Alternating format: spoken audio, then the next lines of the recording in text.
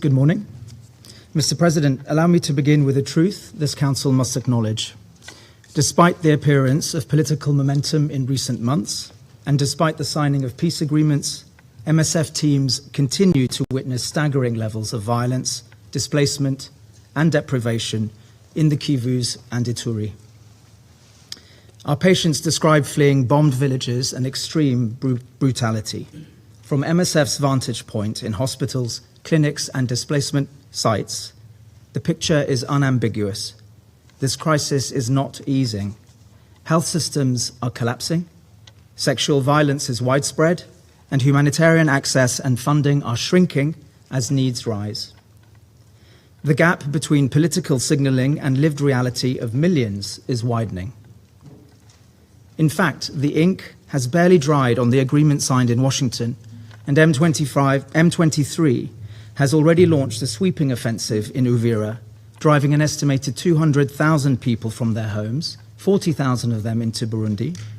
Stark evidence that the promise of peace is masking a landscape of persistent large-scale violence. It is increasingly clear that ongoing peace efforts are serving to consolidate the extractive interests of powerful actors, rather than to bring the people of DRC relief. None of this is new. The violence communities face is rooted in decades of resource predation and structural neglect. This is the enduring tragedy. Generation after generation of Congolese have seen their lives and dignity sacrificed at the altar of politics and profit. Until civilians are no longer treated as expendable, no political process will bring real relief. Mr. President, despite high-level commitments in Washington and Doha, violence against civilians remains routine. Both state forces and non-state armed groups, including M23, FDLR, ADF, elements of the FARDC and their Wazalendo allies, continue to endanger civilians and obstruct access to care. All have been implicated in grave violations of international humanitarian law, summary killings, sexual violence, looting, and blocking humanitarian assistance. The toll is devastating. In Binza, MSF patients described men cut down in the fields and women and children shot along the riverbank, their bodies left to drift downstream, testimonies which echo wider reports of massacres in North Kivu. Several of our patients said these attacks were carried out by members of M23. In Rutshuru Hospital, trauma admissions rose by 67% in July. More than 80% of gunshot victims admitted to MSF-supported facilities in July and August were civilians. In Ituri, over the course of this year, we have carried out more than 1,500 trauma surgeries in one single hospital, most for wounds related to conflict. Medical facilities and staff are not spared. Ambulances have been stopped at gunpoint, and armed actors have stormed medical facilities, threatening and terrorizing both patients and staff. In Masisi, just 2 weeks ago, the Kazinga Health Center, clearly marked with MSF insignia, was looted and destroyed by a Wazalendo militia. 3 MSF colleagues have been killed this year. These violations underscore a profound failure to protect civilians. Mr. President, sexual violence in eastern DRC is a long-standing emergency which has scarred communities for decades. Today, it continues at an unimaginable scale. In the first 6 months of this year alone, nearly 28,000 survivors sought care in MSF-supported facilities in eastern DRC. That's an average of 155 survivors each and every day for 6 months. 3 out of 4 attacks are committed by armed individuals. Attacks occur in fields, on roads, at water points, and inside homes. Many survivors reach care too late for preventative treatment. Many never reach it at all. At the same time, essential medical supplies are running dangerously low. In North and South Kivu, half of all health zones lack post-exposure prophylaxis, leaving survivors without the critical care that could prevent infection, avert unwanted pregnancy, and reduce long-term harm. The scale and normalization of sexual violence reflect a profound collapse of community protection and a near total absence of accountability. Women and girls tell us that sexual violence is not simply feared, it is expected. Mr. President, the health system is collapsing under the combined weight of violence, chronic neglect, mass displacement, aid cuts, and emerging parallel administrations. In many areas, up to 85% of facilities face critical drug shortages, nearly 40% of health personnel have left their posts, and more than half of facilities we have evaluated have closed or been damaged. The consequences are lethal. In Walikale, deaths of severely malnourished children arriving within 24 and 48 hours of admission rose by 89% and 309% compared to last year. Families arrive far too late, delayed by insecurity, cost, and the absence of functioning care. Preventative health services have crumbled, and vaccination is repeatedly disrupted, leading to an upsurge in preventable infectious diseases. Cholera cases already exceed 38,000, and deaths have more than doubled compared to last year. Measles continues to spread. A malaria outbreak of unknown proportions is unfolding, while neither diagnostics nor essential treatments are available to contain it. Mr. President, as needs grow, the space to deliver humanitarian assistance is contracting. Across Eastern DRC, state and non-state actors alike impose restrictions unrelated to civilian needs. Life-saving assistance is delayed, diverted, or blocked. The closure of the Goma and Bukavu airstrips and the failure of Kinshasa and M23 to reach an agreement to reopen them has reduced entry points for supplies and personnel into Eastern DRC and slowed movements within the Kivus.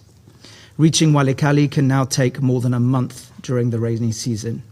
Shifting conflict lines have also meant that delivering supplies from Bukavu to Uvira has required crossing 4 international borders at 4 times the previous cost. Humanitarian access is not optional. It's a legal obligation. Airports must be reopened, and passage along key routes must be secured, and medical and humanitarian supplies must move without impediment. On top of the collapse of civilian protection and the erosion of access, major donors are cutting support and eliminating life-saving services in full view of surging needs. Mr. President, commitments made in capitals mean little when they are not matched with concrete measures on the ground. We make 3 calls. First, civilian protection must be placed at the center of all political and diplomatic engagement. Progress cannot be measured by the number of agreements signed, but by whether people are safer in their homes, on the roads they travel, and in the places they seek care. Second, humanitarian access must be upheld, not as a gesture of goodwill or a confidence-building measure, but as a moral obligation underpinned by international humanitarian law. Third, the humanitarian response must be resourced at the level this crisis demands. Without flexible, timely funding, preventable deaths will continue to mount. In conclusion, Mr. President, from where we stand, beside patients, not behind podiums, these debates do not lack awareness, they lack consequence. This Council is regularly briefed on the situation in DRC. Members are able to describe violations civilians face with precision, even as those violations continue unchecked. For people living through this conflict, the question is not whether this Council understands their reality, it is why that understanding so rarely translates into meaningful protection. This disconnect is damning, and that failure is profound. If this Council cannot act when so many lives are at stake, then the promise of civilian protection becomes a hollow doctrine, recited here, but absent where it is most needed. What is required today is neither new rhetoric nor new diplomatic architecture. It is the will to insist that civilians are not expendable and that their rights to safety and dignity are non-negotiable. Not in DRC, not anywhere civilians are under threat. Thank you, Mr. President. I thank Dr. Javid Abdelmonaim for his briefing. I now give the floor to those Council members who wish to make statements. I give the floor to the representative of France. Thank you, Mr. President. I'd like to begin by thanking the Undersecretary General, Monsieur Jean-Pierre Lacroix, as well as the President of Médecins Sans Frontières, Dr. Mohamed Javed Abdelmonem, for their very illustrative remarks. I also thank the permanent representative of Sierra Leone, Mr. Michael Kanu, for his briefing in his capacity as chair of the 1533 Sanctions Committee on the situation in the Democratic Republic of the Congo. Finally, I also welcome the presence of the Minister of State, Minister of Foreign Affairs of the DRC, Her Excellency Madame Thérèse Kayikwamba Wagner, as well as the representatives of Rwanda and Burundi.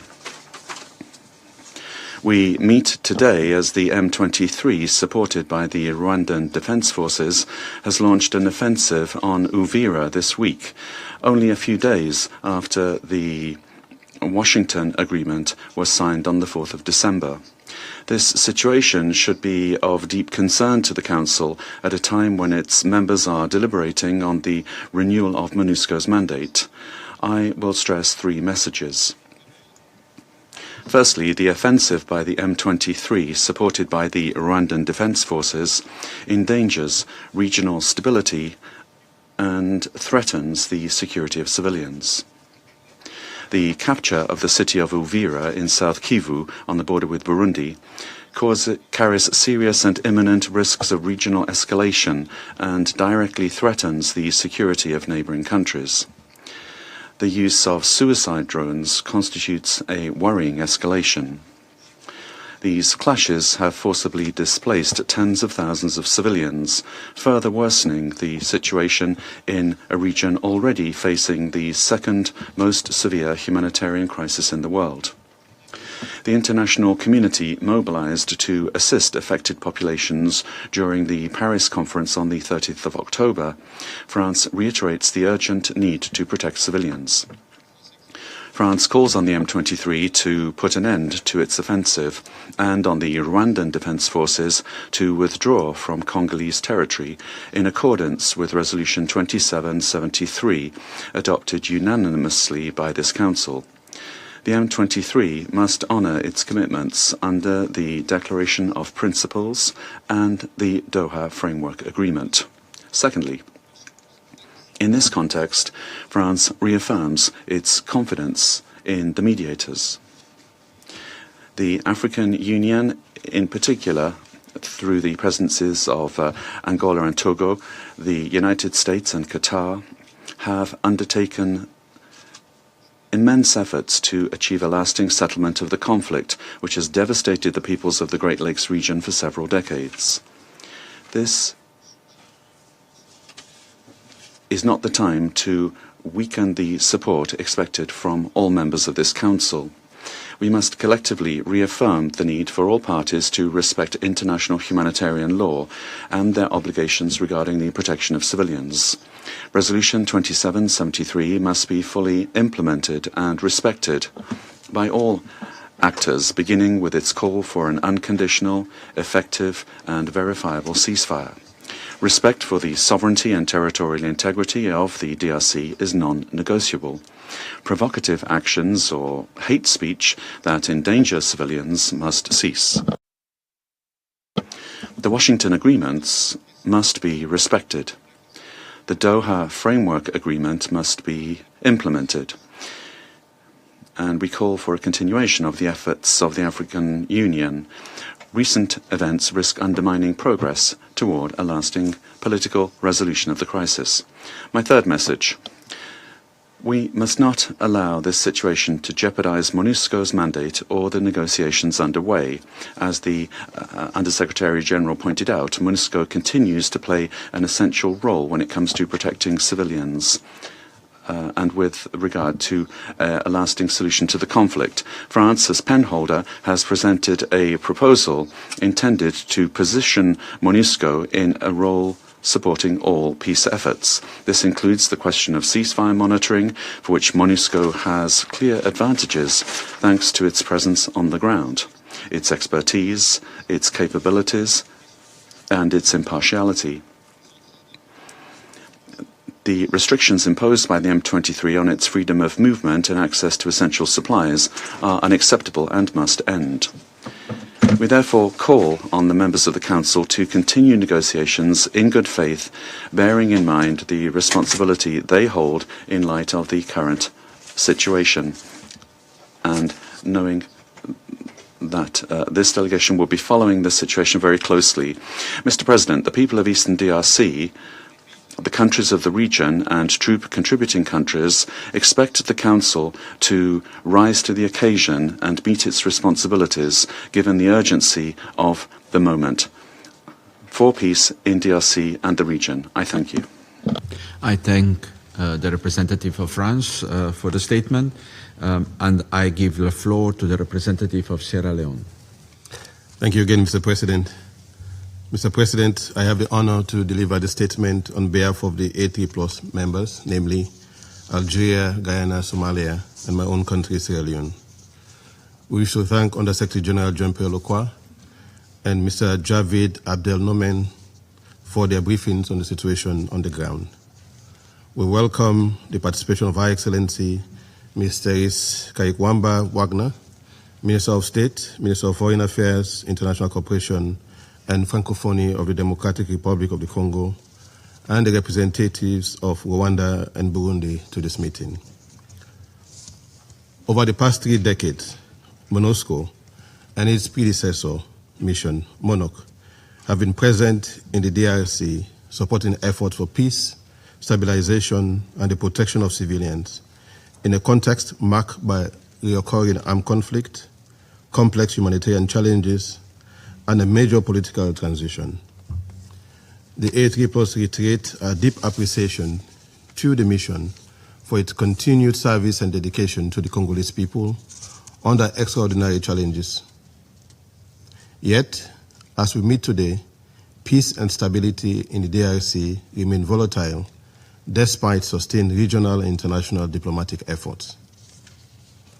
We would also like to express our profound appreciation to Ms. Bintou Keita, SISG in the DRC and head of MONUSCO, for her leadership and commitment to advancing peace and stability in the DRC. Our dedicated service to the Congolese people, particularly our efforts to safeguard and support civilians, have been invaluable.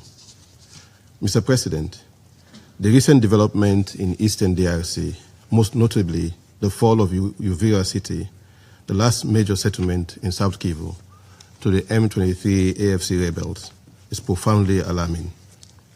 Even more alarming is the worsening humanitarian situation for the civilian population who have been displaced, fleeing across the borders in search of safety and potentially creating pressures for receiving countries. We underscore the importance of supporting these countries as they serve as safe havens for those fleeing the violence in the DRC.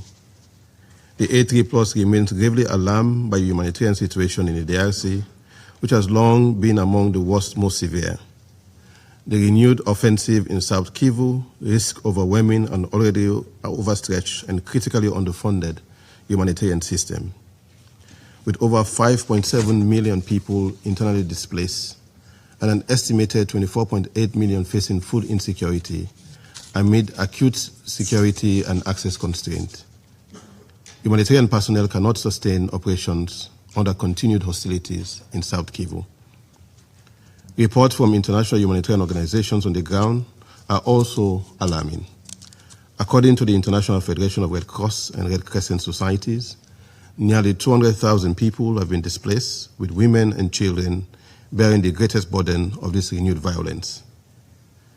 It is thus absolutely necessary for this Council to act decisively to halt the escalation of the conflict in Eastern DRC. In view of this, we must remind all parties to the conflict of their obligations under international human rights law and international humanitarian law to protect civilians during conflict. Mr. President, the A3+ further reiterates that the solution to this conflict remains fundamentally political.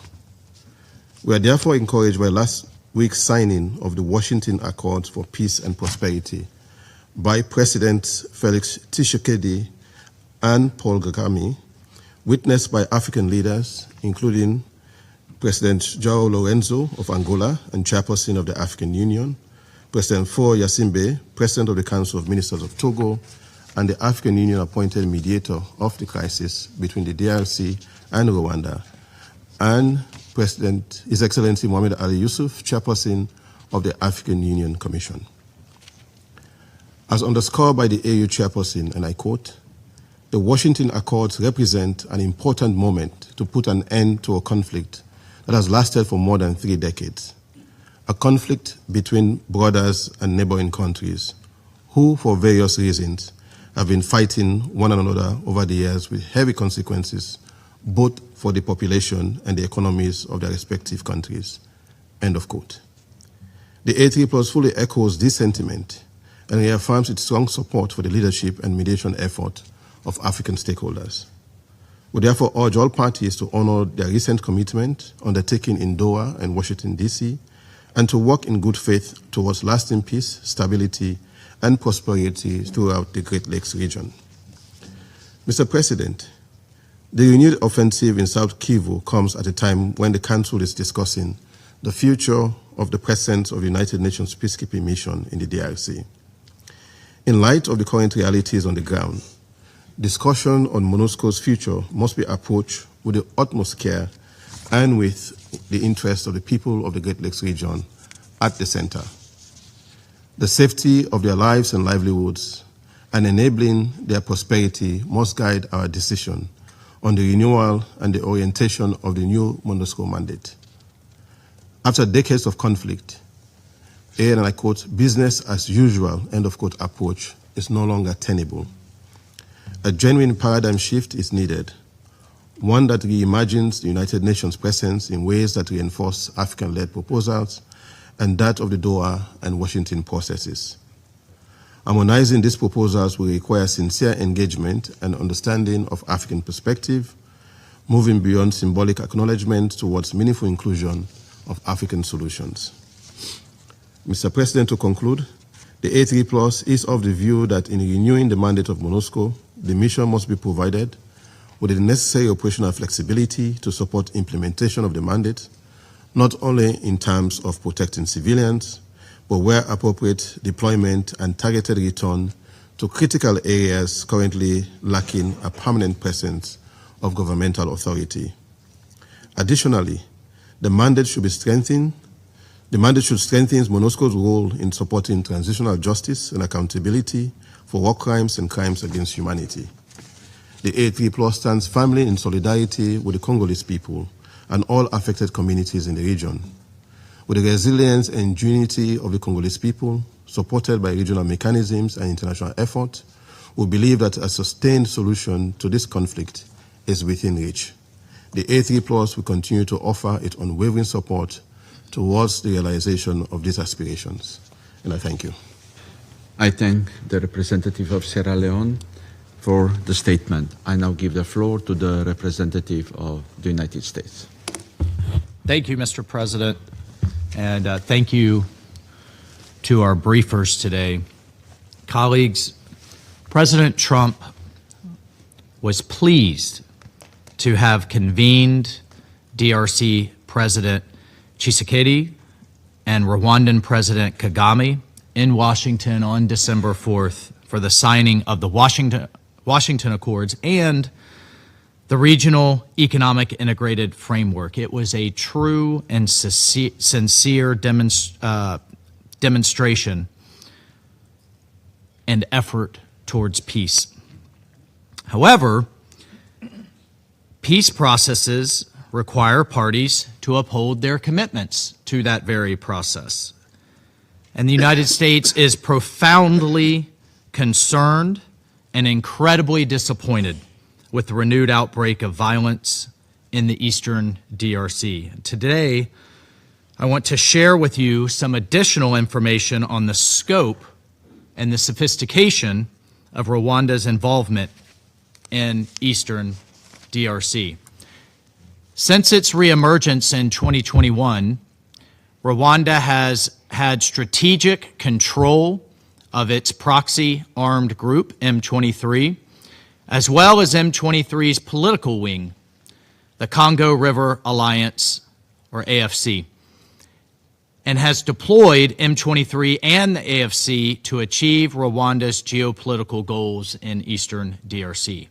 Kigali has been intimately involved in planning and executing the war in eastern DRC, providing military and political direction to M23 forces and AFC for years now.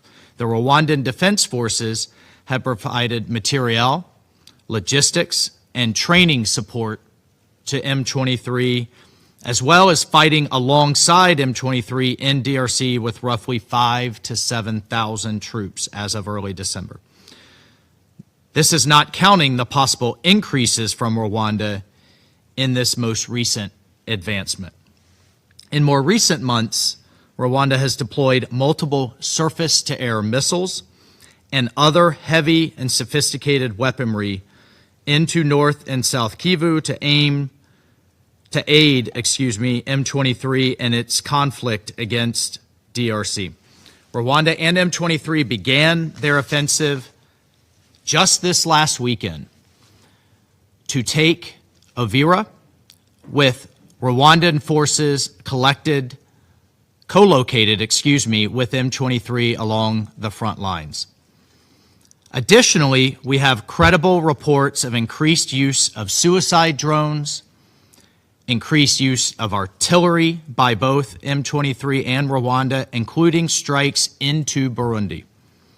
So rather than a march towards peace, as we saw under President Trump's leadership in recent weeks, Rwanda is leading the region towards increased instability and war. And in light of the commitments made in the Washington Accords, we are deeply concerned that the Rwandan military's continued presence in Congolese territory in support of M23, and we will use the tools at our disposal to hold to account spoilers to peace. We call on Rwanda to uphold its commitments and to further recognize the government of the Democratic Republic of Congo's right to defend its territory and its sovereign right to invite Burundian forces onto its territory.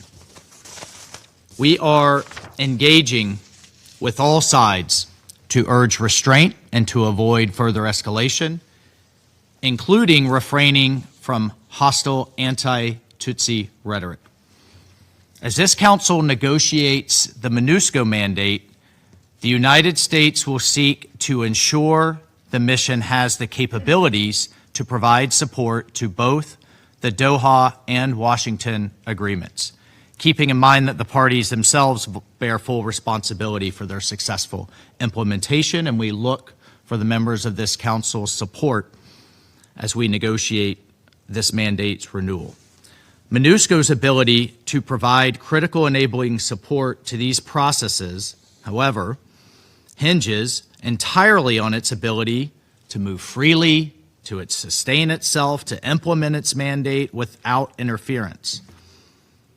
And the fact that UN peacekeeping forces are under siege by forces backed by a member state that itself is a troop contributor to peacekeeping missions, frankly, is a sad hypocrisy. Unfortunately, M23's months-long blockade on MONUSCO has undermined its ability to operate effectively in and out of Goma, as many representatives have stated here today. And for its part, Rwanda continues to deploy surface-to-air missiles and additionally conduct spoofing and jamming operations, which have effectively grounded MONUSCO air operations. So how can MONUSCO succeed under these conditions? We demand the immediate end of such obstruction, which violates M23 and Rwanda's obligations under both the Doha and Washington agreements, respectively. We remain steadfast in our support of MONUSCO and its role in the realization of these historic agreements, which we believe hold great potential to end the decades of suffering in eastern DRC. I thank you, Mr. President. I thank the representative of the United States for the statement, and I give the floor to the representative of the Russian Federation. We're grateful to Undersecretary General Jean-Pierre Lacroix for his briefing. We're grateful to the Permanent Representative of Sierra Leone for his report as the chairman of this 1533 Sanctions Committee on the DRC. We carefully listened to Dr. Mohamed Javid Abdel Moneim, and we welcome the participation in the meeting of the Minister of Foreign Affairs, International Cooperation and the Diaspora of the DRC, Madame Teresa Wagner, as well as representatives of Rwanda and Burundi. Today's meeting, unfortunately, is taking place against a background of a serious escalation in South Kivu as a result of an offensive by the M23 group. We have often repeated that we are particularly concerned about developments in this province. It is located, the city of Uvira, which is located near the border of Burundi, has for several months faced a threat of encirclement and assault by the M23. This situation, just a few days after the summit in Washington, once again demonstrates that international diplomatic efforts do not produce tangible results and do not, in essence, have an impact on the situation on the ground. There can be no talk of an effective truce or a ceasefire. All this simply remains an expression of intentions by the sides on paper. Today, the Great Lakes region has nearly reached a dangerous line, beyond which a large-scale military confrontation between states can take place. We appeal to the sides to halt their fire and to focus on real steps to resolve the crisis and to create normal conditions of life for the civilians of all countries of the region. Rwanda, as well as the DRC, must begin to implement Security Council Resolution 2773 and stop cooperating with the M23 and the Democratic Forces for the Liberation of Rwanda, FDLR. As long as these basic precepts are willfully ignored, the situation will only continue to deteriorate. I would like to underscore that we support all international efforts aimed at ending the armed conflict in the east of the DRC and the achievement of a long-awaited peace for the Congolese and their neighbors. There can be no doubt about that. However, the agreements signed in Washington and in Doha must be assessed based on how they're being implemented, and the current situation in South Kivu is indicative of the real attitude of the participants of the negotiating process to the agreements they signed on to. We note the efforts of the UN peacekeeping mission on the stabilization of the DRC. Many peacekeepers have sacrificed their lives in stabilizing the situation in the DRC. We also note the role of the head of MONUSCO, Bintou Keita. However, in current conditions, MONUSCO continues to remain a hostage to the escalation between the states of the region. MONUSCO has been in this situation for almost a year, since the January escalation of the armed conflict as a result of the actions by the M23. Over 40% of the personnel of the mission are in fact confined to UN facilities on the territory that is under the control of that group in North Kivu. Russia has often stressed that this kind of situation is unacceptable and cannot continue. However, some colleagues in the Council and their supporters in the Secretariat have all this time insisted to us and other members of the Council that on the need to wait just a little longer and for the results of international mediation to make it possible to revive MONUSCO. The mission could indeed play an important role in contributing to resolving the crisis, in particular in terms of monitoring the cessation of hostilities. However, bearing in mind the developments in South Kivu, it's quite obvious that conditions have not been met for this at this time. If you will, hurrying up to propose unconventional solutions should have been done earlier. Today, what we need is an extremely cautious approach. Any serious changes in the mandate of MONUSCO must take into account the real situation on the ground and be based on clear and detailed recommendations to the Secretariat. Only such an approach will make it possible to make the mission operational again. I'd like to stress that we're ready to work with colleagues in the Council to formulate instructions to the Secretariat to ask them to present to us possible options of involving MONUSCO in monitoring the ceasefire regime and overall adapting the mission to the current circumstances. However, we will not agree to poorly designed initiatives at odds with reality. Forcing them through on political grounds will ultimately only worsen the already complex situation of MONUSCO and will lead to yet another blow to the reputation of UN peacekeeping. Thank you very much. I thank the representative of the Russian Federation for her statement, and I now give the floor to the representative of the United Kingdom. Thank you, President. My thanks to our briefers who have brought helpful clarity and insights to our discussions, and I welcome the participation in today's meeting of Her Excellency, the Minister of Foreign Affairs of the Democratic Republic of Congo, as well as the representatives of Rwanda and of Burundi. And I thank the Chair of the 1533 Committee for his update. President, I will make 3 points. First, the United Kingdom welcomes the signing last week of the Washington Accords and the signing of the Framework Agreement in Doha last month. We commend the leadership of the United States, Qatar, and of the African Union in driving these efforts. We call on the parties to implement the agreements and to honour their commitments in full. Second, we are deeply concerned that despite progress on the political tracks, violence has increased in South Kivu. We condemn the recent M23 offensive and takeover of Uvira with the support of the Rwandan Defence Forces. The UK urges an immediate cessation of hostilities and for all parties to fully comply with Security Resolution 2773. There can be no military solution to this conflict.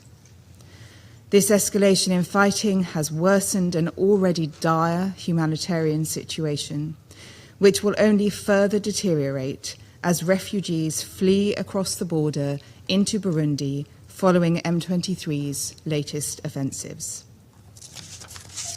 We are greatly concerned by continued reports of human rights violations and abuses, including conflict-related sexual violence, on which we have heard tragic testimony from Médecins Sans Frontières today, perpetrated by the parties to the conflict, and in particular by M23 and Wazalendo. The United Kingdom calls on the parties to fully comply with their obligations under international humanitarian law, including ensuring the protection of civilians. Third, the United Kingdom reiterates our full support for MONUSCO. The mission continues to play a vital role, especially in supporting the protection of civilians. We also express our support for a MONUSCO role in ceasefire monitoring to embed the progress towards peace and security made through the political process. It is critical that MONUSCO is able to deliver its mandate without hindrance. We again call for M23 to lift all obstructions to the mission's operations. We urge all parties to ensure MONUSCO's freedom of movement in compliance with the decisions of this Council. President, the UK calls on all parties to now seize the opportunity to deliver the peace, prosperity, and security that the people of Eastern DRC so deserve. I thank you. I thank the representative of the United Kingdom for her statement, and I give the floor to the representative of Panama. Muchas gracias. Thank you very much, Mr. President. Allow me to begin by expressing our appreciation to Monsieur Jean-Pierre Lacroix, as well as to Dr. Mohamed Javed Abdelmonem, International President of Médecins Sans Frontières, for their valuable briefings. Your work on the ground saving lives in the midst of so much violence is so important, and we express our condolences for your staff members that have lost their lives in their service. We also welcome the presence of the distinguished permanent representatives of the Democratic Republic of the Congo and Rwanda, and we welcome the permanent representatives of Rwanda at this session. Panama highlights the recent diplomatic progress, including the peace agreement between the DRC and Rwanda, which was reached in June 2025, facilitated by the United States, as well as the framework agreed in Doha between the government of the DRC and the M23, signed on the 15th of November 2025. However, the reality on the ground reminds us that the signing of agreements does not equate with peace. What we heard from USG Lacroix and from Médecins Sans Frontières makes it clear that while we're talking here, hundreds of thousands of lives are hanging by a thread. The current situation that MONUSCO is facing in Goma is a source of serious concern, particularly due to the restrictions affecting its operational capacity. In this context, it is essential to guarantee full freedom of movement for its personnel and to ensure the implementation of its mandate, as well as respect for international law, in order to preserve the safety of its staff and the continuity of its operations. Furthermore, Panama underscores the importance of the full implementation of Resolution 2773, which establishes essential parameters for the protection of civilians and the advancement of the transition, as well as of the sanctions regime renewed through Resolution 2783. This is a key tool to reduce the operational capacity of armed groups, combat illicit economies, and pressure all actors to comply with their obligations. Mr. President, our delegation particularly welcomes the formal approval of the Regional Economic Integration Framework signed by the Presidents of the Democratic Republic of the Congo and the Republic of Rwanda on the 4th of December in Washington, D.C. We believe that this progress represents a genuine opportunity to bring to an end more than a decade of conflict and suffering in the region, if it is implemented on time and respected by all the parties. Renewed violence is only making it difficult to grasp this great opportunity for peace. Nevertheless, more than 7 million people remain internally displaced, and the most recent reports reveal that over 80% of health centers in North Kivu and South Kivu lack essential medicines and the necessary personnel to serve the entire population. And we continue to closely follow the recent fall of the city of Uvira, and we agree with the concerns already expressed by the members of this council in that regard. This situation, aggravated by advances of the M23, attacks on infrastructure and the severe humanitarian funding gap, place thousands of people at risk who require urgent treatment for diseases such as malaria, HIV, and tuberculosis, which disproportionately affect women, girls, and boys. Panama would make an urgent appeal to donors to close the funding gap of the 2025 Humanitarian Response Plan and to strengthen operational capacities on the ground. The protection of humanitarian staff must be given priority, and this aid must not be politicized, and it must arrive without restrictions to those that most need it. The presence of MONUSCO remains crucial for the protection of civilians and for supporting the Congolese government's efforts in the area of security, governance, and stabilization. This Council has reiterated that the withdrawal of the mission must be gradual, responsible, and conditions-based, not driven by rigid timelines. The drawdown of troops and flexible funding will produce effects that are contrary to what is desired. Mr. President, the Congolese people have paid an unacceptable price for decades due to regional instability, competition over resources, and the absence of strong institutions. Panama is convinced that there is no military solution to this crisis. Of national political will genuine regional commitment that is sincere, and sustained support and unified support from this Council will make it possible to transform the potential of the Democratic Republic of the Congo into a reality of peace and development and prosperity for its population. Thank you very much. Representative of Panama for his statement. I now give the floor to the representative of China. Thank you, President. I thank Undersecretary Lacroix, Chair of the DRC Sanctions Committee, Ambassador Kanu, and Dr. Abdel Monaim for their briefings. I welcome the presence of DRC Foreign Minister Her Excellency Kai Kwamba, as well as the representatives of Rwanda and Burundi at today's meeting. The current situation in eastern DRC remains tense. Escalating conflict and violence have led to a grave humanitarian crisis. The international community must make concrete efforts to promote a de-escalation. I wish to emphasize 3 points. First, it is imperative to end hostilities immediately. M23 has launched a wave of offensives in recent days and captured key cities such as Uvira, leading to a sudden escalation of tensions on the ground. China expresses deep concern over these developments and strongly condemns the violence committed by M23. We urge the group to implement Security Council Resolution 2773 and relevant peace accords, immediately cease hostilities, withdraw from Uvira and other cities, and stop its expansion in order to prevent further spillover of the conflict. External actors should halt all forms of support for armed groups in eastern DRC and work towards a de-escalation.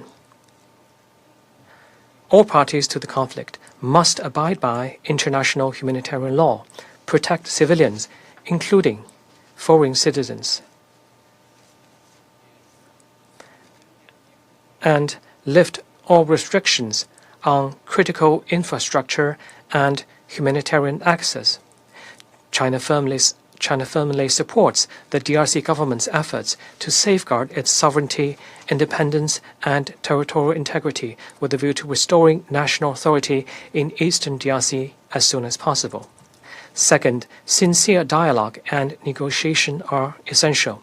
There's no military solution to the conflict in eastern DRC. A political solution is the only way out. Although parties to the conflict have recently signed a spate of peace agreements, the situation on the ground has not truly improved. The priority now is for all parties to demonstrate political will and fulfill their commitments. The mediators on their part should also effectively fulfill their monitoring responsibilities. All parties should urge M23 to intensify its negotiation with the DRC, conclude the outstanding protocols of the Doha Framework for Comprehensive Peace Agreement, and ensure that the ceasefire monitoring and verification mechanism is operationalized as soon as possible. China appreciates the contribution of the African Union and sub-regional organizations to peace in eastern DRC. Any external process should maintain alignment and coordination with the AO process and respect the AO's leading role in the peace process of eastern DRC. Third, the peacekeeping mission's ability to fulfill its mandate must be secured. Currently, MONUSCO is grappling with ongoing restrictions of movement, interruption of its water, electricity, and fuel supplies, as well as downsizing and budget cuts. The mission is only capable of sustaining basic operations. The Security Council should urge the relevant parties to lift movement restrictions on MONUSCO and, at the same time, conduct a comprehensive assessment of the challenges that affect the mission's mandate delivery with a view to finding solutions. MONUSCO can play a role in supporting the peace process in eastern DRC, including ceasefire monitoring. However, any adjustments to MONUSCO's mandate must be based on the situation on the ground, with a feasible plan and predictable outcomes, and must be fully assessed by the Secretariat. Rushing decisions prematurely, or even treating the MONUSCO mandate as a carte blanche, will only further disrupt MONUSCO's mandated activities. and undermine the credibility of both the mission and the Security Council. MONUSCO is a UN-led peacekeeping mission, and its actions should be guided by the UN Charter and reflect the common will of member states. China reiterates its firm support for MONUSCO in fulfilling its duties. President, the situation in Eastern DRC is now at a critical juncture. The international community should set aside geopolitical calculations, build consensus for peace, join forces with all parties, and genuinely commit to regional peace, development, and prosperity. As a good friend of countries in the region, China remains committed to working with all parties to make unremitting efforts for the settlement of the conflict as well as development and stability in Eastern DRC. Thank you, President. I thank the representative of China for the statement, and I give the floor to the representative of Greece. Thank you, Mr. President. I would like to start by thanking our briefers, to welcome Her Excellency the Minister for Foreign Affairs of the Democratic Republic of the Congo, as well as the representatives of Rwanda and Burundi to this meeting, and to thank the chair of 1533 Committee for his update. Mr. President, almost a year since the dramatic escalation of the conflict in Eastern DRC, we meet at a moment of both fragile progress and persistent acute risks. Important steps have been taken, yet many decisive actions still lie ahead. I would like to stress the following points. First, we repeat that Resolution 2773 must be implemented immediately, fully, and unconditionally. We remain particularly alarmed by the deteriorating security situation in South Kivu, driven by the continuing advance of the AFC M23 with the alleged support of the Rwandan Defense Forces and the risk of a spillover of the conflict that could trigger a regional crisis. AFC M23 must immediately cease hostilities and withdraw from Goma, Bukavu, and all other controlled areas. As the Council stressed in its recent press statement, all illegitimate parallel administrations must be dismantled, restoring state authority throughout the Democratic Republic of the Congo. In this context, we reiterate Greece's steadfast support for the independence, sovereignty, unity, and territorial integrity of the DRC. Second, we welcome all efforts towards a ceasefire and a sustainable peace, stability, and reconciliation in Eastern DRC, and commend the United States and Qatar for their critical mediation efforts. We congratulate President Tshisekedi and President Kagame for the signing of the Washington Peace Accords for Peace and Prosperity on December 4th, as well as the issuing of the joint declaration on the accords by the Democratic Republic of the Congo and Rwanda. We urge them to now accelerate the implementation of their commitments as provided by the accords. These gains must not be undermined by a new escalation in South Kivu by the M23. We also welcome the signing of the Doha Framework for Peace between the government of the Democratic Republic of the Congo and the AFC M23 on November 15th, and we urge them to materialize their commitment to a permanent ceasefire. Third, we are deeply concerned about the grave humanitarian and security consequences of the conflict both in North and South Kivu and in Ituri, as we have heard by our briefers today. All parties must respect international humanitarian law and ensure unrestricted humanitarian access and facilitate humanitarian flights as well. We are particularly concerned about the grave human rights violations and abuses committed against women and children, notably large-scale recruitment and use of children, abductions, killings and maimings, and shocking levels of sexual violence. All perpetrators of violations of international humanitarian law and of violations and abuses of human rights must be held accountable and be brought to justice. Finally, MONUSCO's freedom of movement must be unobstructed and its ability to operate must remain unrestricted. Resolution 2773 reiterates the Council's full support for MONUSCO, whose works remains critical in the DRC in protecting civilians, responding to urgent humanitarian needs, and supporting the implementation of the peace process. We emphasize once more our strong commitment to the safety and security of MONUSCO's personnel. Madam President, as the Council considers the upcoming renewal MONUSCO's mandate, Greece stands ready to work closely with all members to ensure that the mission can continue fulfilling its critical role at this pivotal juncture for the Democratic Republic of the Congo. I thank you. I thank the representative of Greece for the statement, and I give the floor to the representative of the Republic of Korea. Thank you, Mr. President. I thank USG local Ambassador Kanu and Dr. Abdel Monem for their briefings, and also welcome Her Excellency Ms. Therese Kaira Amba Wagner, DRC's Foreign Minister, and the representative of Rwanda and Burundi to this meeting. To begin, we strongly condemn the M23's recent advance in Uvira in South Kivu, a serious development which risks further escalating the conflict across the region.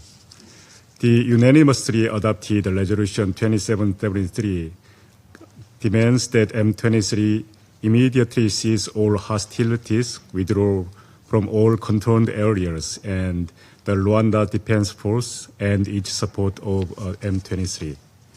We urge all parties to fully and immediately implement this urgent call from Security Council. I'd like to highlight following 3 points.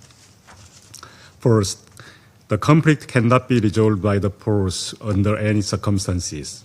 In this regard, we welcome the ongoing efforts toward a political solution, including the Washington Accords for Peace and Prosperity, signed on 4 December between the Democratic Republic of the Congo and Rwanda, and welcome the United States mediation efforts. We urge all parties to faithfully implement their commitments. We also recognize the efforts of Qatar and African Union to advance both Washington and Doha processes. Regional cooperation is indispensable for the sustainability of the agreement. We encourage this political process to be closely aligned with regional mechanisms, including ICGLR. Second, while our expectations should remain high, they must take into account the reality on the ground. In this regard, we are deeply concerned by the recent offensive expansion of M23 and discouraged by the local community's continuing voice. Nothing has changed. Armed groups such as ADF and Codeco, which are not parties to the ongoing peace processes, continue to carry out attacks against civilians and civilian facilities, including hospital and church. Such attacks must stop immediately. We also call on the DRC government and MONUSCO to redouble their efforts, not only to disarm, dismobilize, but also to reintegrate their armed groups. The situation on humanitarian front is also alarming. 5.7 million people remain internally displaced, and food insecurity and medical conditions continue to worsen. Humanitarian assistance to those in need must be swiftly delivered. We condemn any actions that obstruct this effort. Third, MONUSCO's active role is more necessary than ever, particularly at a time when security conditions on the ground continue to contradict the parties' previous pledges. We expect MONUSCO to play a meaningful role in ensuring that the ongoing peace process are effectively implemented. To carry out its mandate fully and effectively, the mission must guarantee full freedom of movement and uninterrupted access to its operational infrastructure. I urge M23 to immediately lift all restrictions imposed on MONUSCO, including access to electricity, fuel, water, as well as troop rotations. We recall that under the Washington Accord, both DRC and Rwanda agreed to support and facilitate MONUSCO's capability to implement its mandate. We therefore urge all parties to translate their commitment into concrete action. Mr. President, the Republic of Korea remains firmly committed to a stable and peaceful DRC and support MONUSCO's vital role in this endeavor.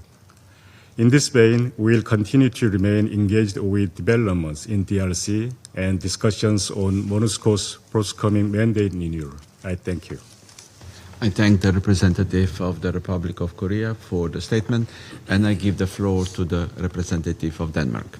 Thank you, Mr. President. And let me also thank USG Lacroix and Médecins Sans Frontières for their briefings. And I would like to welcome the participation of Her Excellency Foreign Minister Wagner, as well as representatives of Rwanda and Burundi in this meeting. 2025 has been a year of major developments in the DRC. Despite consistent challenges on the ground, MONUSCO has continued to deliver. Denmark commends MONUSCO for its tireless efforts in support of peace in extremely difficult circumstances. Mr. President, allow me to raise 3 points. First, we commend the collective mediation efforts by the United States and Qatar, as well as the key role played by the President of Togo as the African Union appointed lead mediator and a panel of facilitators. We welcome the signing by the Presidents of the Democratic Republic of Congo and Rwanda of the Washington Accords on 4 December and the signing by DRC and the M23 of the Doha Framework for a Comprehensive Peace Agreement on 15 November. However, we are deeply concerned that the commitments made by these parties are not being upheld. Just this week, continued advances of the M23 AFC and the intensified clashes in South Kivu resulted in mass casualties and destructions of civilian infrastructure. We call on all parties to refrain from further escalation and remind all parties of their obligations under international humanitarian law. We further urge M23 and the Rwanda Defense Forces to immediately halt offensive operations. In line with Resolution 2773, Denmark reiterates its call on Rwanda to withdraw its troops from eastern DRC and end its support to the M23, as well as we call on the DRC to cease its support for the FDLR. The latest developments strongly underline the need for an immediate cessation of hostilities, leading to a permanent and verifiable ceasefire. Second, Denmark remains concerned by the appalling human rights situation in eastern DRC.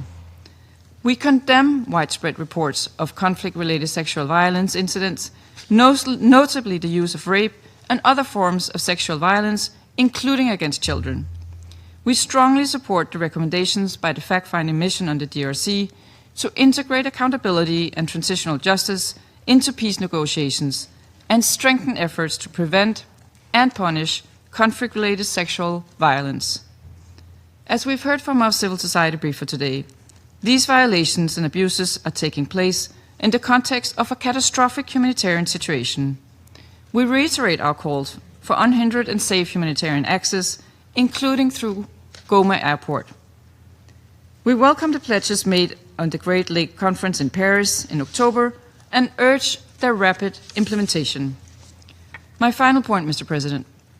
As we approach the renewal of MONUSCO's mandate, Denmark underlines our support for the mission, as well as the critical need for its presence for stability and the protection of civilians in eastern DRC. MONUSCO's mandate must reflect the current operational reality and respond to the situation on the ground, both with regard to possibilities for support to the peace processes and emerging protection needs. We thank the peacekeepers who put their life at risk in the DRC. We underscore that all parties must cease obstructions of the mission's operations and ensure its freedom of movement, resupply, and troop rotations. Let me conclude by expressing our deep appreciation of Special Representative Bintou Keita for her dedication and leadership during her time as head of MONUSCO. We look forward to the timely appointment of her successor at this critical time for the mission. I thank you. I thank the representative of Denmark for her statement, and I give the floor to the representative of Pakistan. Thank you, Mr. President. We join colleagues in welcoming the presence of the Honorable Foreign Minister of the DRC to this meeting, as well as the representatives of Burundi and Rwanda. Pakistan thanks the briefers for the clear articulation of the situation in the Democratic Republic of the Congo, deeply complex and challenging as it is, yet with an opportunity now to improve the things on ground. We appreciate the outgoing SRSG Bintu Keita for a job well done under extremely challenging circumstances. President, we commend all MONUSCO personnel for their professionalism and courage under extraordinarily difficult conditions. We pay a solemn tribute to the peacekeepers who lost their lives, including those killed in the aftermath of the M23 takeover of Goma. Their services embody the highest ideals of the United Nations. The perpetrators of those attacks and their supporters must be held accountable. The situation in the Eastern DRC remains extremely volatile. The security environment has deteriorated sharply. Despite the commitments made in the Doha framework for a comprehensive peace agreement on a ceasefire, M23 continues its territorial expansion, including the recent takeover of Uvira. And despite the signing of the Washington Agreement, the AFC M23 continue to receive external support. It is essential that commitments made under these agreements are implemented. We call for an immediate ceasefire and complete cessation of hostilities. It is regrettable that Resolution 2773 remains unimplemented. Nearly 40% of MONUSCO's area of oppression is under the control of the AFC M23. MONUSCO's movements in these territories are severely restricted, its supply chains disrupted, and troop rotations remain difficult. These conditions prevent the mission from implementing its mandate, particularly the protection of civilians. It is unacceptable that armed groups have imposed parallel administrations and stopped utilities of the UN personnel. We condemn these actions unequivocally. M23 must allow MONUSCO to perform its mandate assigned by this Council. It is equally important to address this situation in the context of the current mandate renewal of the mission. The mission must be given mandates that are realistic, achievable, and aligned with realities on ground. MONUSCO, as the only credible and impartial force, is uniquely positioned to play a central role in promoting peace and stability in the DRC. The Council should leverage MONUSCO's institutional experience, logistical reach, and operational presence. It is thus best placed to performing critical tasks, including monitoring and verifying a ceasefire once it is in place. The discussions on MONUSCO's potential ceasefire monitoring role in South Kivu are also important. Pakistan, as one of the largest troop contributing countries to South Kivu, had earlier cautioned that the withdrawal from South Kivu was premature and might create a security vacuum. Regrettably, that assessment has proven correct. This also underscores the need to meaningfully consult those who serve on the ground. Decision-making on mandates and adjustments must better integrate the views of troop and police contributing countries and field leadership. It is also imperative the mandates be matched with commensurate resources. MONUSCO's budget was reduced by $45.3 million, leading to the repatriation of over 700 troops. A subsequent 25% contingency planning further decreased the mission strength by 1,550 personnel. And while the authorized troop ceiling remains at 11,500, MONUSCO currently has only around 8,234 troops on ground. This stark mismatch between the mission's responsibilities and shrinking resources must be urgently addressed to ensure that MONUSCO can effectively deliver on the tasks entrusted to it by the Security Council. President, Pakistan welcomes the recent diplomatic momentum aimed at achieving peace in the Eastern DRC. We appreciate Qatar for facilitating the Doha framework between the DRC government and M23. We also welcome the United States leadership in facilitating the Washington Agreement, signed on 4th December, as a historic step towards regional de-escalation and improved relations between the DRC and Rwanda. Pakistan further commends the African Union-led process under the mediation of Togo, which seeks to harmonize the Luanda and Nairobi tracks into a coherent African-led framework. We agree with Under-Secretary General Lacroix that the gap between the political and diplomatic efforts and the real impact on ground risks undermining these efforts. These processes must strive to address the root causes of the conflict in the DRC for lasting peace and stability.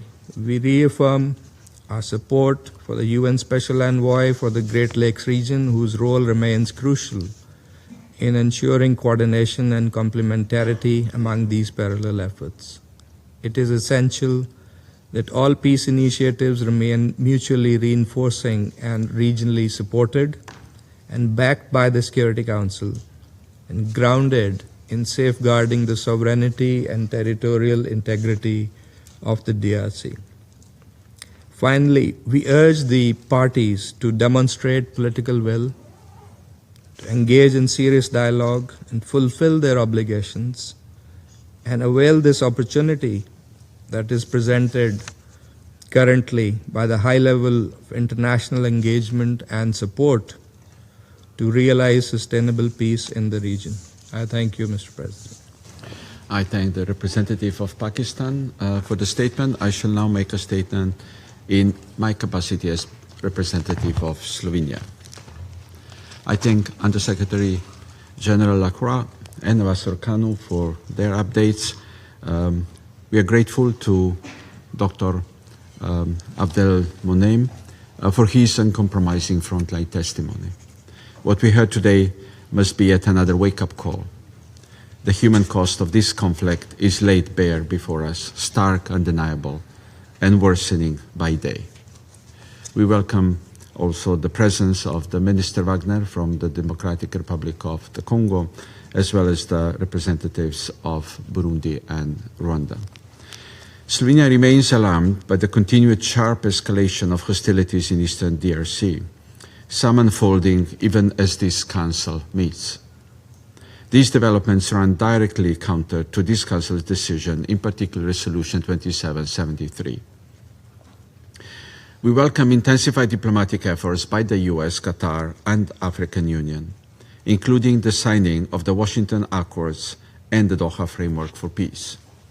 These diplomatic tracks hold promise, but must be translated into verifiable steps by all parties. As Slovenia has consistently stressed, no progress is possible without silencing the guns. And we agree with Under-Secretary General Lacroix, as well as with several colleagues, that declarations are not enough. Compliance must be demonstrated. Diplomacy must not be used as a shield behind which military gains continue. We call on all parties, Rwanda, the DRC, and the AFC M23, to fully and immediately uphold their commitments. The realities on the ground tell a different story. The latest advances of M23 in South Kivu marks a dangerous widening of the conflict. Slovenia condemns these offensives. We call for an immediate and unconditional ceasefire in line with 2773, and we call on M23 and Rwanda Defense Forces to halt all offensive operations and withdraw. Civilians must not bear the burden of promises that are not honored. We condemn every attack on civilians, medical facilities, humanitarian personnel, and critical infrastructure, not only by M23, but also violence of ADF, Codeco, Zaire, CRP, FDLR, and other armed groups. MSF has just briefed on attacks on health centers, mass displacement, and the immense difficulty conducting life-saving operations. Dr. Abdelmonem, we follow MFS's life-saving work closely, including the unbearable realities of your teams confront daily. The reporting of sexual violence and the sentence that they are not feared but expected, as you just said, is truly shocking, is devastating. Slovenia condemns this brutality in the strongest possible terms. We call on all parties to implement concrete, verifiable measures to reduce harm to civilians, including ceasing all attacks and guaranteeing safe movements for humanitarian actors, including reopening of Goma and Kavumu airports. Slovenia expresses its full support for MONUSCO, and we thank Ms. Bintu Keita for all her efforts and leadership as SRHG and her field-focused diplomacy. As we approach MONUSCO's mandate renewal, the Council must carefully reflect on the current context and trajectories ahead. MONUSCO must remain appropriately equipped and positioned to navigate rapidly changing conditions, particularly in protection of civilians, support to peace processes, disarmament and demobilization, and human rights monitoring. Colleagues, the people of the DRC need and deserve more than perpetual crisis management.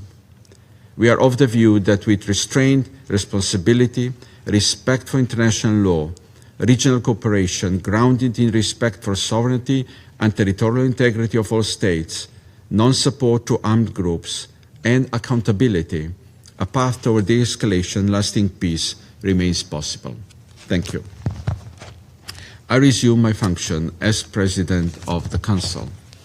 I now give the floor to Her Excellency Ms. Therese Kaikwamba Wagner, Minister of Foreign Affairs, International Cooperation, Francophonie, and Congolese Diaspora of the Democratic Republic of the Congo.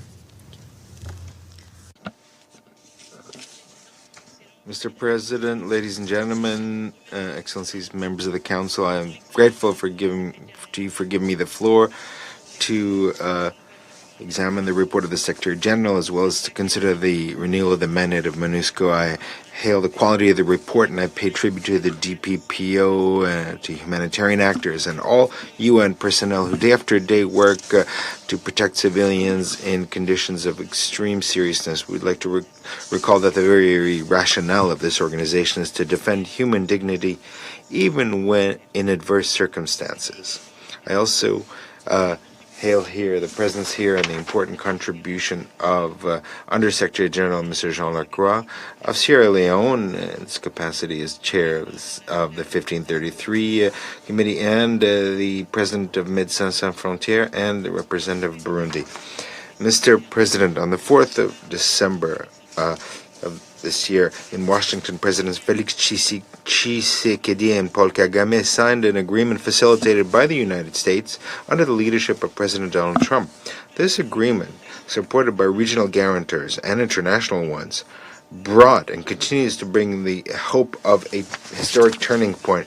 And yet, less than 24 hours after that signature, the facts have refuted the commitments undertaken. There were bombings, explosive drones, coordinated offensives around Uvira and in the Ruzizi plain. It's unacceptable that a solemn agreement should thus be trampled on the very day after it was signed on to. These actions put into question the dynamic created in Washington and confirm what the Secretary General's report underscores. The ceasefire demanded by Resolution 2773 has not been implemented. Attacks against civilians persist. Humanitarian access is hindered, and the situation continues to worsen in spite of diplomatic efforts. Your Excellencies, the Democratic Republic of the Congo voluntarily chose the path of diplomacy. This choice is neither a concession or a sign of weakness. It reflects our control of this, our sense of responsibility and our faith in multilateral mechanisms, which are, if fully embraced, could still restore peace. We have made this choice because we believe in the commitment of the United States, the main facilitator of the Washington process.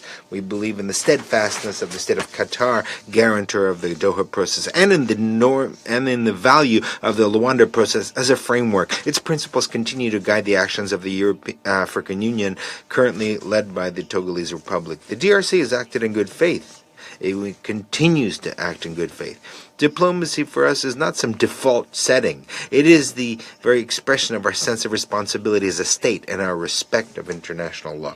Mr. President, Your Excellencies, since the 4th of December in the evening, positions around Gatoguta, Rivungi, Kaziba, Burambo, Luvungi, and along the Kamanyola-Uvira axis have been targeted by shelling coming from the positions of the RDF M23. Kamikaze drones have hit civilian areas. Over 500,000 people have once again been displaced. South Kivu, already in a precarious situation, has reached a breaking point. These facts have been documented by humanitarian mechanisms and confirmed by OCHA. They also create a major risk of regionalization. Shells have already hit Burundi. Uvira is only 30 kilometers from Bujumbura. No neighboring country can be exposed to such attacks without risking escalation.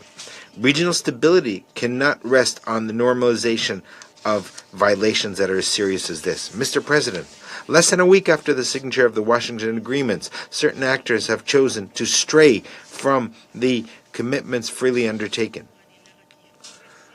Reversing the narrative and using systematic disinformation to attribute to the Democratic Republic of the Congo the responsibility for attacks committed by the coalition RDF M23 is a well-documented strategy now by international mechanisms.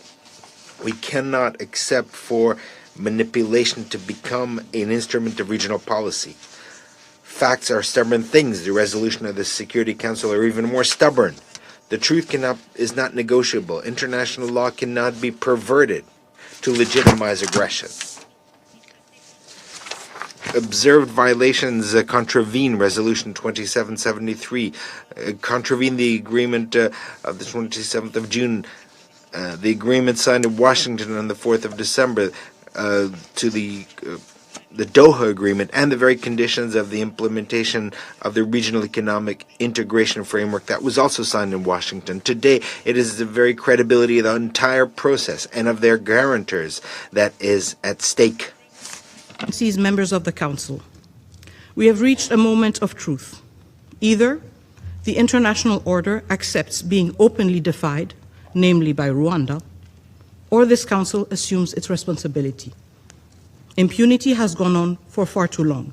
The Congolese people cannot continue to bear the cost of commitments that are violated and resolutions that are not implemented. The facts are clear. The ceasefire demanded by Resolution 2773 has not been respected. Foreign forces, namely the RDF, remain on Congolese soil. Civilians continue to be targeted. Humanitarian access is obstructed, and disinformation is being used deliberately to invert responsibilities and shield the perpetrators. The credibility of all processes, Washington, Doha, and the African facilitation depends on one principle: accountability. Without consequences, agreements have no force. Without consequences, the cycle of violence will continue. Resolution 2773 is not lacking in clarity. What is lacking is its enforcement. A resolution that is not enforced does not deter violence, it invites it. When violations carry no cost, impunity becomes policy. The responsibility now before this Council is not to restate its decisions, but to enforce them. Mr. President, 9 months after the unanimous adoption of Resolution 2773, the conclusion is inexorable. Yet another city has fallen. A parallel administration has been consolidated. Thousands of additional families have taken flight. Others have been killed, raped, terrorized. And even MONUSCO, Blue Helmets, civilian personnel, leadership, have been targeted. Over the course of these 9 months, this Council has taken no concrete measure to uphold its own resolution and to defend its own mission.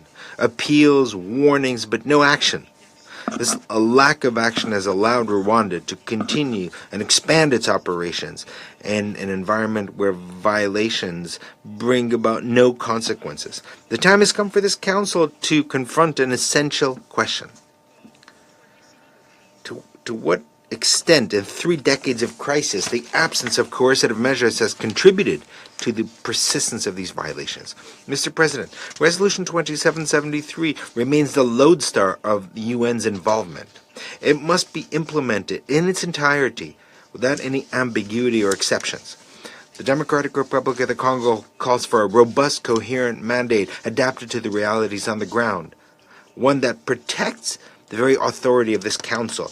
A renewed mandate must guarantee the protection of civilians, reaffirm the withdrawal of foreign forces, support humanitarian operations, explicitly include the protection of Blue Helmets, of civilian personnel, and the leadership of MONUSCO, condemn any attacks against them, and prevent any circumvention of the decisions by the Council, because indeed, obstruction of the UN mandate by Rwanda M23 can never justify its weakening.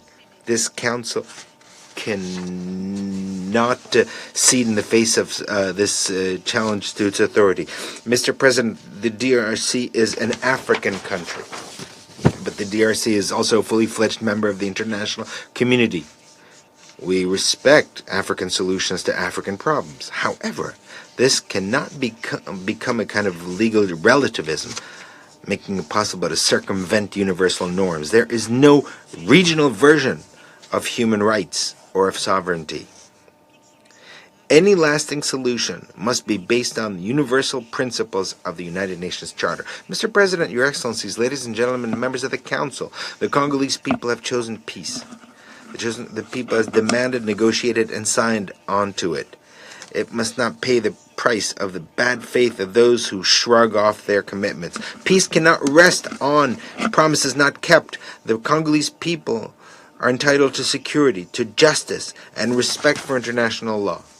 This Council must act so that these rights do not remain theoretical, but at last become a reality. This is why the Democratic Republic of the Congo calls this Council to fully implement Resolution 2773, to impose targeted sanctions against the military and political leaders responsible for the aggression, impose a complete embargo on minerals that are exported and is labeled as Rwandan, revoke the status of troop-contributing country from Rwanda, and establish a systematic notification regime for any transfer of weapons towards Rwanda.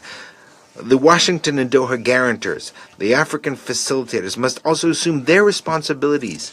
These agreements will only survive on condition of collective steadfastness. It is now up to the international community to uphold the commitments undertaken and pave the way at last for the advent of a lasting peace in the east of the Democratic Republic of the Congo and the entire Great Lakes region. Thank you very much. I thank Her Excellency, Ms. Kaikwamba Wagner, for the statement. I now give the floor to the representative of Rwanda.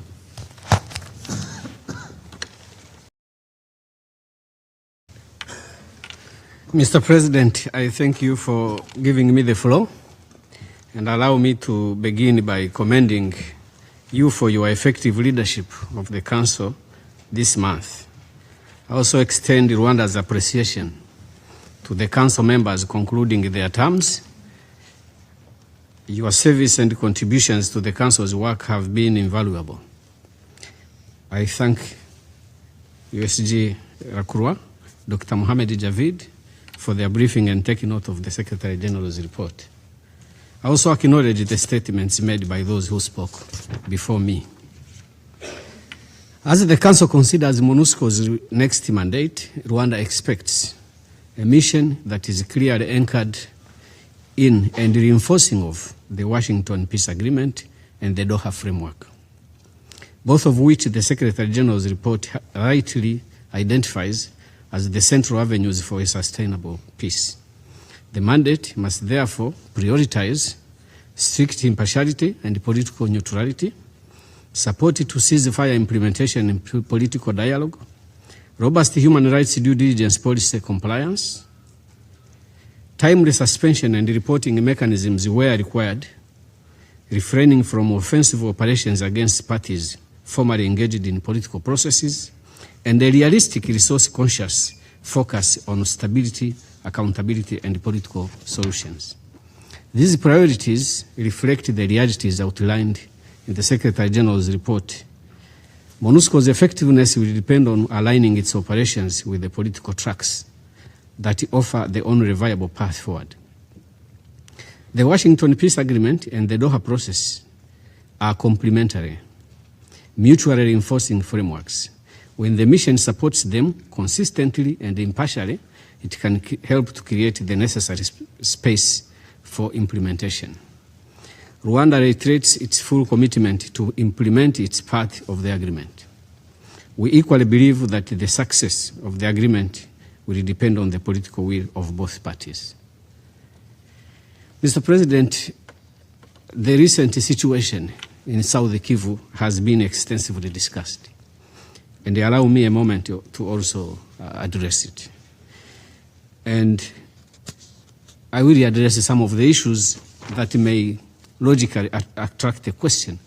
Why am I addressing them? But there is a background to that.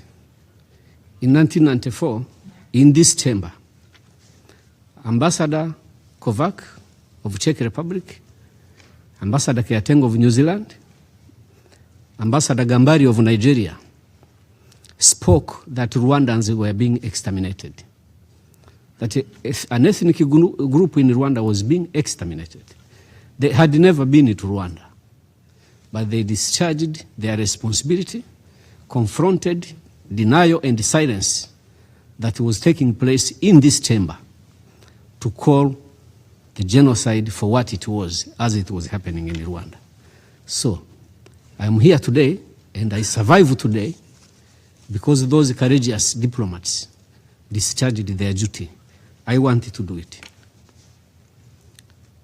The situation in South Kivu and the general situation obtaining after the Washington Agreement is a collection of many situations. The ceasefire that was repeatedly broken by the DRC government, that not only broke the ceasefire, but announced they would never stop attacks. Air attacks are offensives too. Even as the diplomatic tracks move forward, the situation on the ground in South Kivu continues to deteriorate in ways this council cannot morally or legally ignore. Over the past year, and in reality since 2017, the Banyamulenge, a Tutsi Kinyarwanda-speaking community of the DRC, have endured a well-documented, systematic, and escalating persecution. I just wanted to address this area alone, among many things that put it together cause the situation we are in. Allow me to highlight just a few incidents which are part of this sustained and systematic campaign of persecution of the Banyamulenge Kinyarwanda-speaking Tutsi ethnic group. Since 2017, more than 85% of Banyamulenge villages in South Kivu were destroyed. An estimated 700,000 cattle, which is their economic lifeline, were raided and killed. On August 25th of 2025, Wazalendo militias and FARDC issued a 10-day ultimatum demanding that all Banyamulenge leave Uvira or be killed.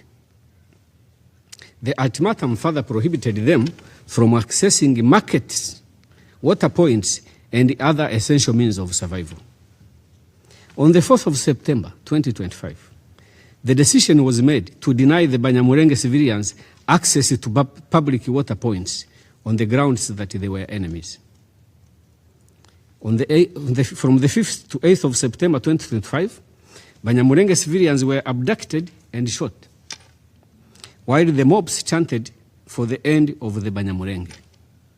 These are early warnings, indicators of atrocity crimes, discrimination, dehumanization, forced displacement, and the denial of basic services. Tens of thousands of Burundian soldiers were deployed into South Kivu on the invitation of the government of the DRC. This is in addition to the presence of FDLR, mercenaries, Wazalendo, and other militias. These troops established coordinated military blockades which exacerbated the situation above. Their operations alongside FARDC, FDLR, and the affiliated militias imposed a siege on the Banyamulenge population. And I wanted to highlight here that there are other ethnic groups in that area. There are Babembe, Bafurero. There is another ethnic group that I don't remember. But these conditions I'm describing were imposed only on Banyamulenge Tutsi ethnic group. Banyamulenge, yes. Their operations alongside FARDC and FDLR and affiliated militias imposed a siege on the Banyamulenge population, resulting in nearly a year of the communities in Minembwe Highlands being deprived of food, medicine, and humanitarian access. This situation was exacerbated by the coordinated military blockades. On the 16th to 18th of October 2025, the only road to the Mitamba market was closed, cutting off food supplies to civilians. On the 6th of September 2025, a group of 80 to 100, between 80 and 100 Banyamulenge civilians, mostly women, returning with food for their starving families, were ambushed by a FARDC Burundian Mai Mai coalition, and reports indicate killings, torture, and sexual violence. Equally well known, but disregarded, is the scale of air attacks carried out by DRC government forces and their allies, which continue to affect civilians already under siege. Among many others are the following. On the 29th of August 2025, and multiple dates, repeated drone strikes hit the outskirts of Banyamulenge IDP camps around Mikenya. On the 27th of September 2025, a Burundian CH-4 drone bombed Nzibira in South Kivu. On the 15th of November 2025, Kinshasa operated drones bombed Mikenya, a village hosting Banyamulenge internally displaced persons. Between March and December this year, there has been 50 air attacks in this area. No one is speaking about this. I will appreciate the situation another day if we can be told this didn't happen. We have raised this, at least I did, with some members of the council, individually. We have raised this in this chamber. Nothing was done. The government of the DRC, as an inviting authority, should be responsible for the action and the conduct on the ground of Burundian forces and their allies. Rwanda has not been silent. I just said this. Rwanda has not been silent in the face of these developments. Our Minister of Foreign Affairs has raised the blockade directly with the mediators, the United States and Qatar, the representatives of the European Union and the African Union. And I have just said that I raised it with individual members of the Council. I raised it with the penny holder, with some presidencies, with the heads of some mechanisms in the region, and nothing happened. Taking into account the factual situation and the wider context of hate ideology in DRC and the inherent legal and moral obligation, allow me to ask the question. Has the Security Council not been aware of this situation? Or did it not? Did this situation not merit your attention? The situation in South Kivu, as we address it, we must consider what was the situation before the recent escalation. As a former investigator myself, there is what we call recreating the scene. From where we sit, we can only tell you the facts. But the Security Council can, among the wide possibilities you have, to recreate this scene. Choose to recreate it. But that is how it will look. All the principles that we have spoken about, sovereignty, territorial integrity, Rwanda is part of that multilateral belief that must be respected. But the existence of FDLR threatens all of that. Yes, facts are stubborn. Resolutions are more stubborn.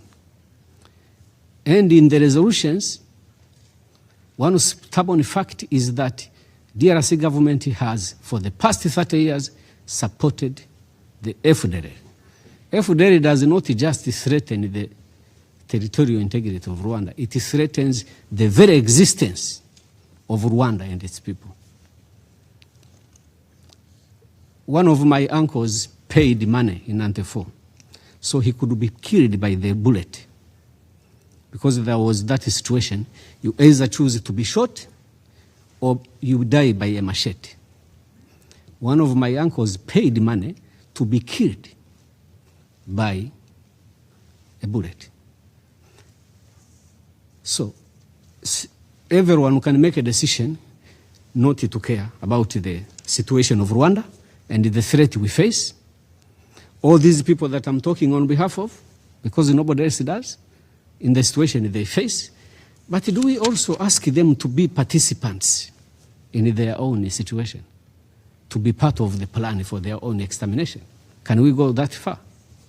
So to conclude, honorable members distinguished members of the Council, we thank the mediators.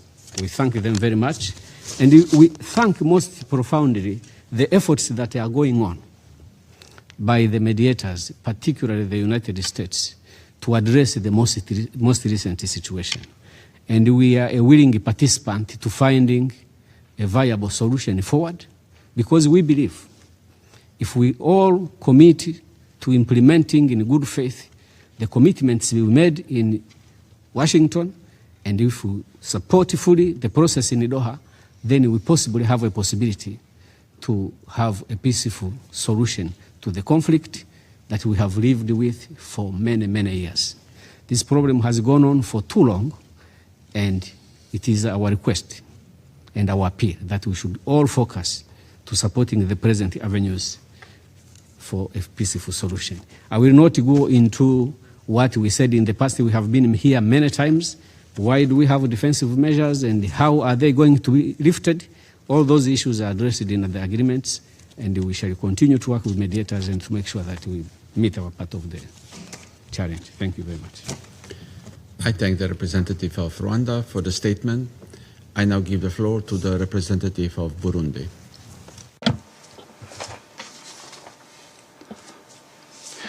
Thank you, Mr. President. I would like to begin by congratulating Slovenia on its presidency of the month and for having placed this briefing on MONUSCO on the agenda of the Security Council. Burundi would like to thank the Secretary General for the presentation of his report and commends MONUSCO's ongoing efforts working under extremely complex conditions.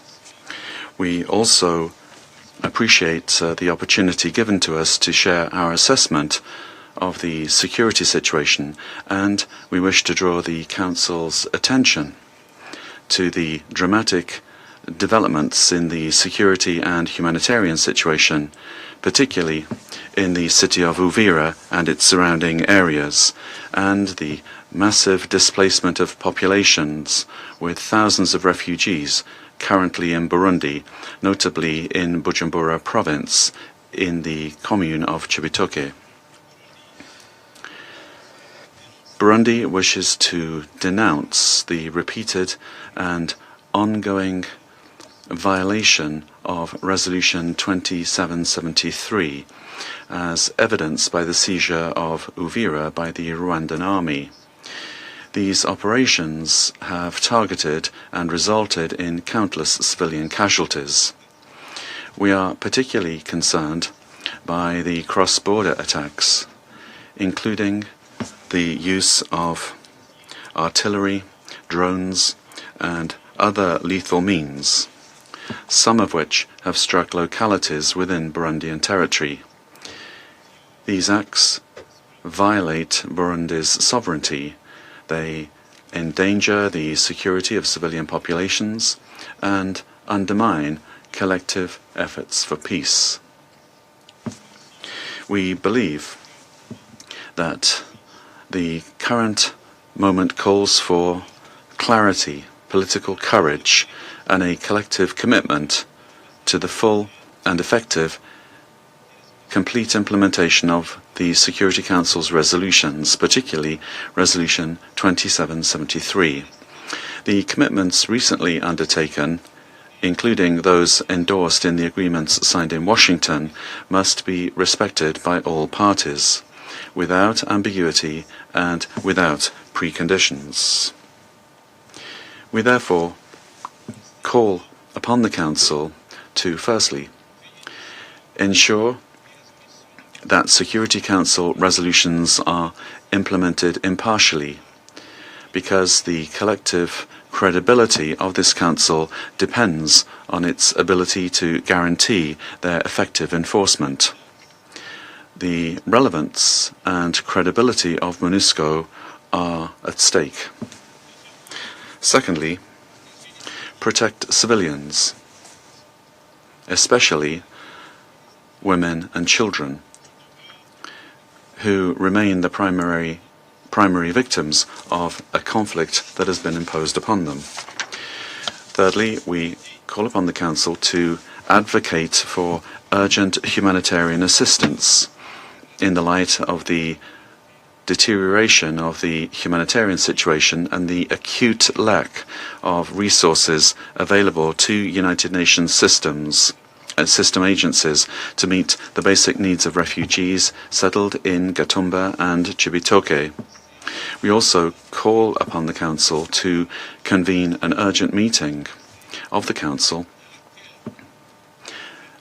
at which robust measures could be adopted in order to halt this dangerous escalation, potentially including an arms embargo and a regime of economic sanctions, in order to prevent the continuation of these deadly military operations conducted in violation of international law and, in particular, the Charter of the United Nations.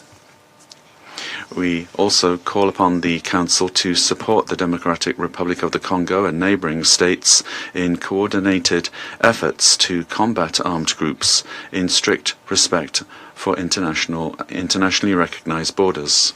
And finally, we call upon the Council to strengthen its support for regional verification and monitoring mechanisms in order to document violations, prevent escalation, and rebuild trust. Furthermore, Burundi wishes to inform this August Council that it has taken very seriously the message conveyed by the bombs launched from Rwanda on the 4th of December onto Burundian soil in the commune of Cibitoke, injuring a woman and a child.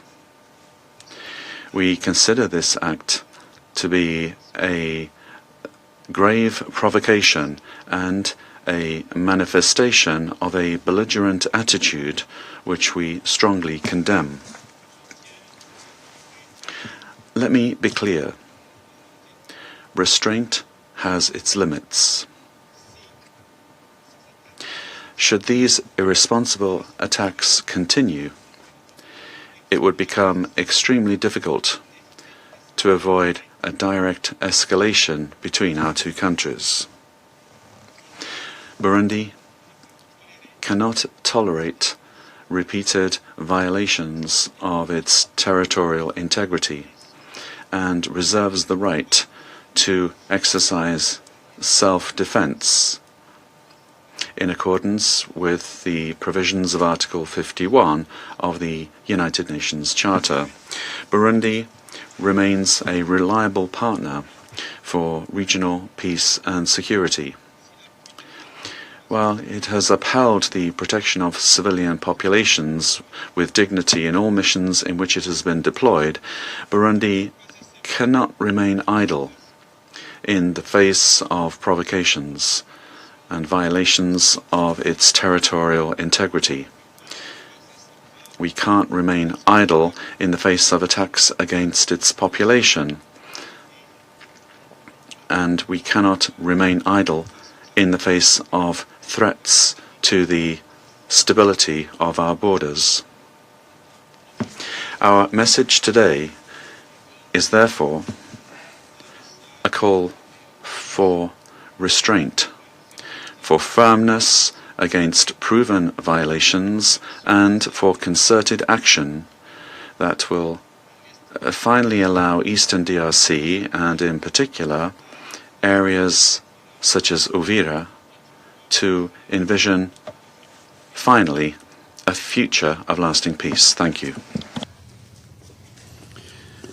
I thank the representative of Burundi for the statement. The representative of Rwanda has asked for the floor to make a further statement. Before giving him the floor, I just want to say that I don't want to prolong the exchanges, which will not help implement the agreements or the resolution 2773, and neither protect the civilians who are suffering.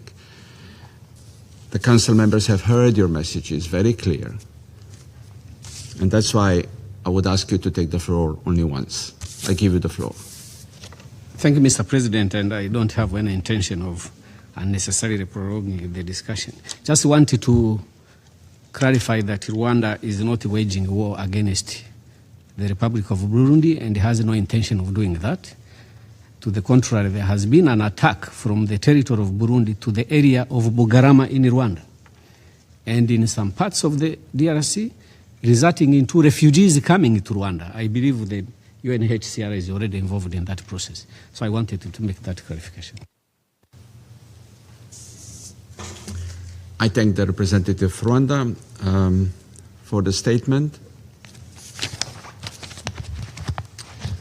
There are no more names inscribed on the list of speakers. I now invite council members to informal consultations to continue our discussion on the subject. The meeting is adjourned.